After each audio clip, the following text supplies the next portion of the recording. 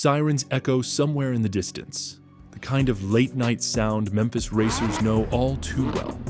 Engines rumble across the back roads, and the smell of burnt rubber lingers long after the last pass. In the middle of it all stands J.J. Boss, loud, confident, and absolutely certain of who he is and what he represents. People talk about his wins, his temper, his money races, and his legendary speeches. But the truth is simple.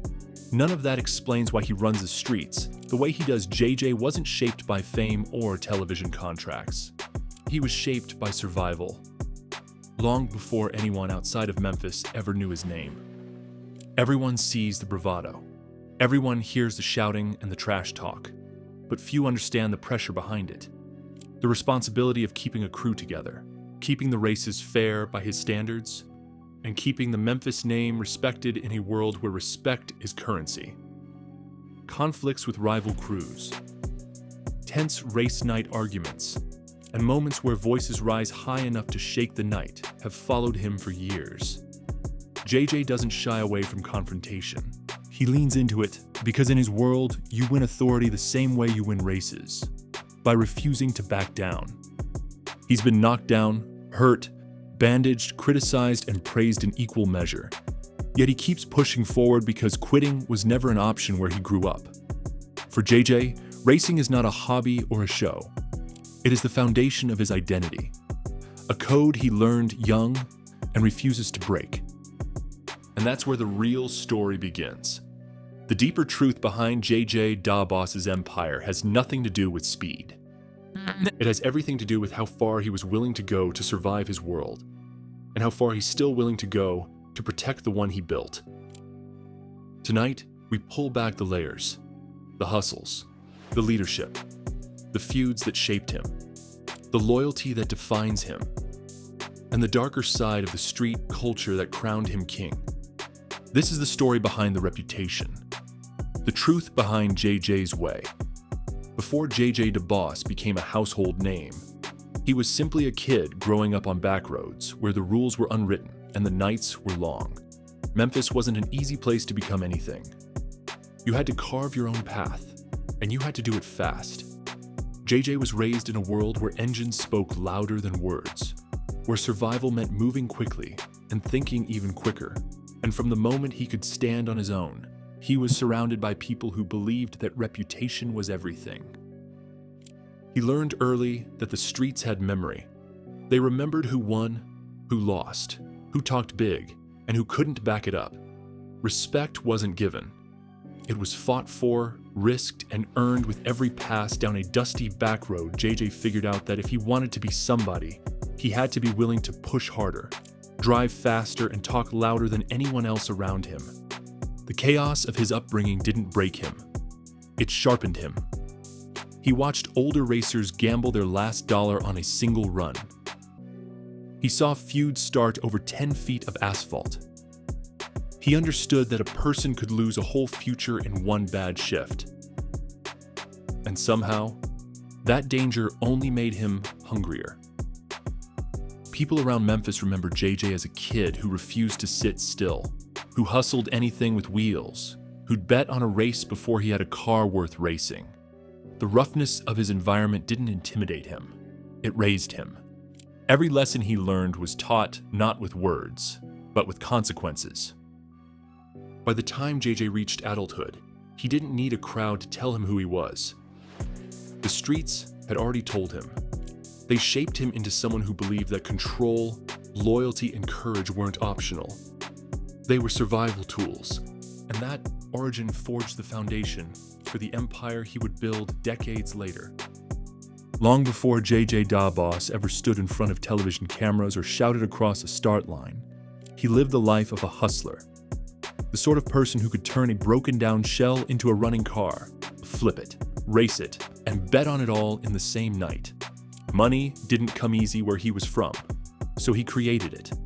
Cars, parts, side deals, late-night bets. JJ learned how to survive by becoming the guy who always had something going on. People in Memphis still talk about the years when JJ seemed to have a hand in every deal. If someone needed a part, he found it. If someone needed a race, he lined it up. If someone needed an opponent, he became one. The man didn't just chase opportunities, he hunted them. The streets were his workplace, and the sound of engines was his economy. Racing for cash wasn't a pastime. It was a way to keep the lights on, feed the family, and stay one step ahead of the next challenge.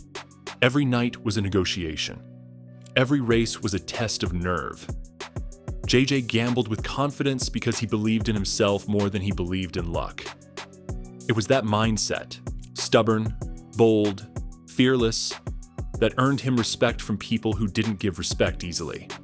His reputation started to spread as someone who didn't fold under pressure. He didn't panic. He didn't avoid conflict. And he didn't back out if money was on the line. In the street world, that mattered more than being the fastest. It meant you were dependable and dangerous. These hustler years forged the instincts that made him who he is today.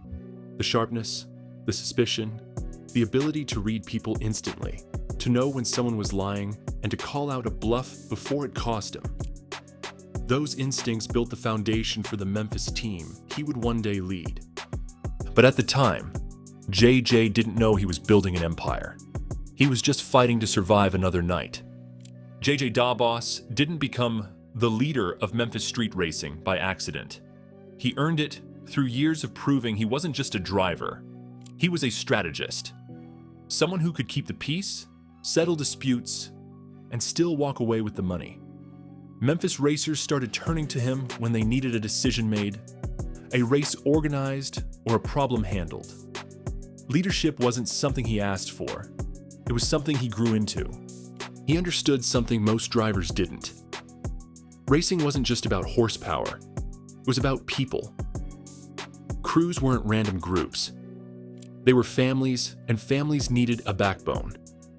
JJ became that backbone through grit, loyalty, and an unshakable ability to remain calm when everyone else was heated. His presence brought structure to a chaotic world. Racers who once acted on emotion began following his calls, his rules, his system, because they knew one thing. JJ looked out for Memphis first. And if you stood with Memphis, he stood with you. That's how he became a shot caller. He built alliances. He built loyalty. And over time, he built a crew that didn't just race together. They lived by a code together. A code JJ enforced with iron discipline and a sharp tongue. If you raced with him, you raced under his rules. If you represented Memphis, you did it his way. And that's when the story of JJ Dawboss truly began. Not as a hustler, not as a survivor, but as the leader of one of the strongest street racing crews in America. For most racers, getting on TV means validation, fame, recognition. But for JJ Dawboss, it meant something far more complicated. When the producers of Street Outlaws approached Memphis, they weren't looking for polished champions. They were looking for authenticity, rawness, people who lived the racing life every single day. And JJ was all of that wrapped into one unstoppable force. The moment he stepped into the spotlight, everything changed.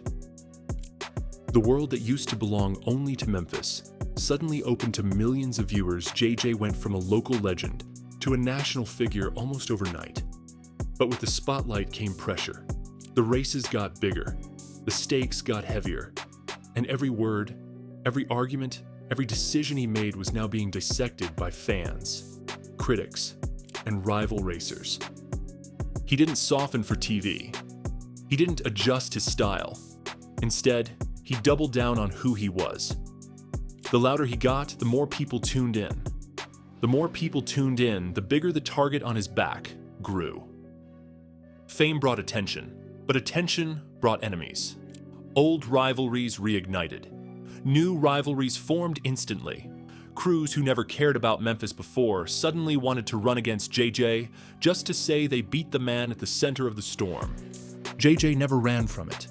He ran toward it. Because for him, TV wasn't the end game. It was just another battleground. The same instincts that kept him alive on Memphis streets now had to guide him through contracts, producers, rival crews, and public expectations. He had to protect his team while still delivering entertainment for millions of viewers. But the truth was simple. Fame didn't change JJ. It only magnified the intensity that was already there. And with cameras rolling, that intensity would soon erupt into some of the fiercest racing feuds ever seen on television. If JJ Dawboss built his empire on anything, it was conflict. Not the reckless, pointless kind, but strategic conflict. Controlled chaos, feuds that tested loyalty, sharpened his crew, and defined Memphis as a force no one could ignore. From the moment he hit TV, JJ clashed with other crews, other leaders, and sometimes even members of his own circle. And each feud carved a new legend into the Memphis story. The tension between Memphis and Oklahoma was the first spark. Two worlds of racing colliding, each with its own pride and history. JJ didn't just show up to race. He showed up to prove that Memphis wasn't afraid of anybody. Arguments turned into standoffs. Side bets turned into wars of words. JJ's voice became the sound of those confrontations. Loud, commanding, fearless. Big Chief and JJ's dynamic added fuel to the fire. Both leaders, both dominant personalities, both unwilling to bow. Their clashes weren't just about cars. They were about power, who controlled the rules, who controlled the money, who controlled the outcome. And every time their crews met, fans knew something unpredictable was coming. Then there were the internal battles, negotiations that nearly turned violent, races that escalated into shouting matches, strategies questioned, decisions challenged. JJ ruled with intensity, and not everyone agreed with his approach. But whether people liked him or not, they respected him. He made the tough calls, he took the heat, and he stood in front when things got ugly. These feuds didn't weaken him. They built him. Each argument, each confrontation, each line drawn in the dirt made the Memphis name stronger. Jay understood one truth better than anyone. A leader who avoids conflict loses his voice. A leader who confronts it becomes unforgettable. JJ Dawboss always carried himself like a man who could take any hit, until the day the road proved otherwise. The wreck in 2017 wasn't just another racing accident. It was a reminder that even kings of the street are still mortal. In an instant, the car snapped, flipped, and rolled with a violence that stunned even seasoned racers. Witnesses would later say it didn't look like a crash. It looked like a fight between man and machine that the machine won. When JJ was pulled from the wreck, the bravado slipped away.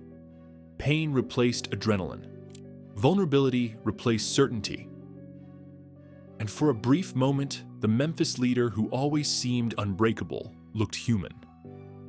He spent weeks recovering, walking with visible pain, carrying the kind of scars only racers truly understand. People close to him noticed the change. He became more protective, more aggressive in negotiations, more demanding of control. The crash didn't scare him. It hardened him. It made him realize how quickly everything he built could be taken away. And after surviving something that should have ended his career, he wasn't willing to leave anything to chance again. Fans saw the limp, the guarded posture, the slower movement. What they didn't see was the internal resolve forming behind it. JJ didn't come back to the streets as the same man who left them. He came back sharper, hungrier, and more commanding than before. The near loss strengthened his grip on Memphis racing. It reminded everyone, including himself, that he wasn't racing for glory. He was racing for legacy. And legacy doesn't slow down. Not even for pain, not even for fear. In most racing crews, team is just a word. With JJ Dawboss, it's a blood oath. Memphis doesn't operate like the other groups in the Street Outlaws world. It isn't a loose circle of racers. It's a family, sometimes literally, sometimes spiritually, but always fiercely loyal. And that loyalty has a cost. To outsiders, the Memphis crew looks like a clan, a tribe, a tightly wound machine built around one central figure. JJ stands at the front, but every member carries his mark, Trisha Day, quiet but ruthless behind the wheel. Precious Cooper, the queen of the streets, who earned respect one victory at a time. Doughboy, rough-edged but loyal to the bone. And a long line of cousins, brothers, and childhood friends who grew up on the same streets, lived through the same struggles, and share the same code JJ enforces. Some call it unity. Others call it pressure. In Memphis, loyalty isn't optional. You either run JJ's way, or you don't run at all. There's no half commitment, no drifting in and out. When you line up beside JJ, you're carrying the weight of the entire crew, its reputation, its pride, its history. Critics say JJ's leadership style borders on extreme. His supporters call it necessary, because on the street, unpredictability is the only predictable thing. If you're not aligned, you're vulnerable. And JJ refuses to let vulnerability define his crew. And there's the darker edge. When a team becomes a family, conflict becomes personal. Arguments hit deeper, mistakes sting harder, and loyalty becomes both shield and weapon. Memphis racers know that being part of JJ's crew means inheriting his enemies, his wars, and his expectations. But that's the core of JJ's empire, the belief that family wins races. Family makes strategy. Family takes the hits. Family lifts the crown. And in a world built on asphalt and adrenaline, it's the only armor that's ever kept Memphis alive. Every successful figure gathers critics. In JJ's case, they came in full force. His intensity, his swagger, his refusal to play by anyone else's rulebook, these things earned him both loyalty and backlash, and Street Outlaws fans got front row seats to all of it.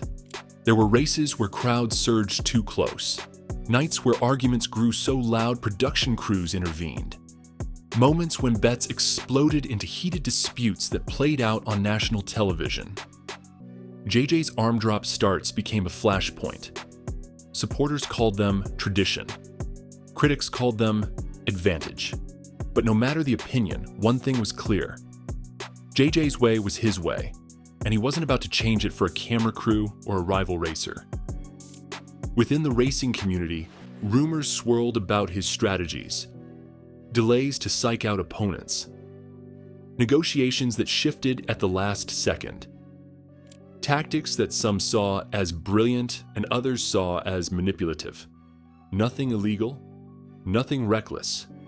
Just the kind of competitive edge a street racer sharpens after surviving decades in the underground. Producers didn't always know how to handle JJ.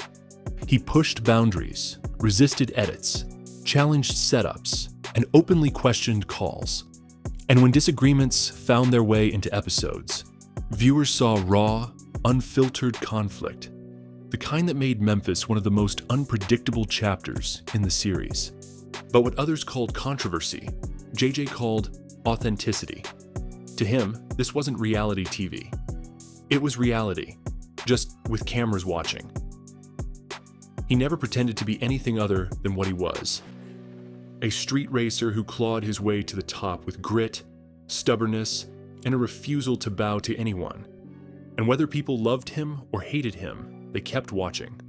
Because controversy wasn't JJ's weakness. It was the fuel that kept Memphis roaring. Most people assume JJ Dabos built his empire on horsepower, on wins, on showmanship. But those who've watched him closely know the truth, cuts deeper. JJ didn't rise because he was the fastest. He rose because he was the most willing, the most committed, the most unbreakable force in the room.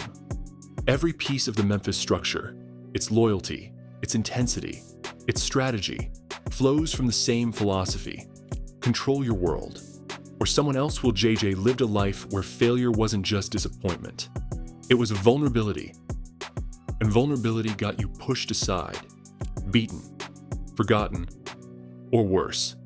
So he built his racing empire the way a survivor builds shelter. Thick walls, a solid base, a loyal circle, and a refusal to let anyone or anything penetrate the foundation. That's the dark truth. Not scandal, not conspiracy, motive. The engine beneath every JJ decision is survival. Protect the crew. Protect the name. Protect Memphis. And every rival who ever tried to dethrone him eventually ran into the same wall. He simply wanted it more. He fought harder. He strategized deeper. He risked more than anyone else was willing to risk. JJ's story isn't about a villain or a hero. It's about a man forged by a world that demanded toughness. A world where respect has to be earned 3 times as hard and defended 10 times as fiercely. And that's why JJ Dabos remains the unstoppable force behind Memphis racing. Because for him, racing isn't a hobby. It isn't a TV show. It isn't even a competition.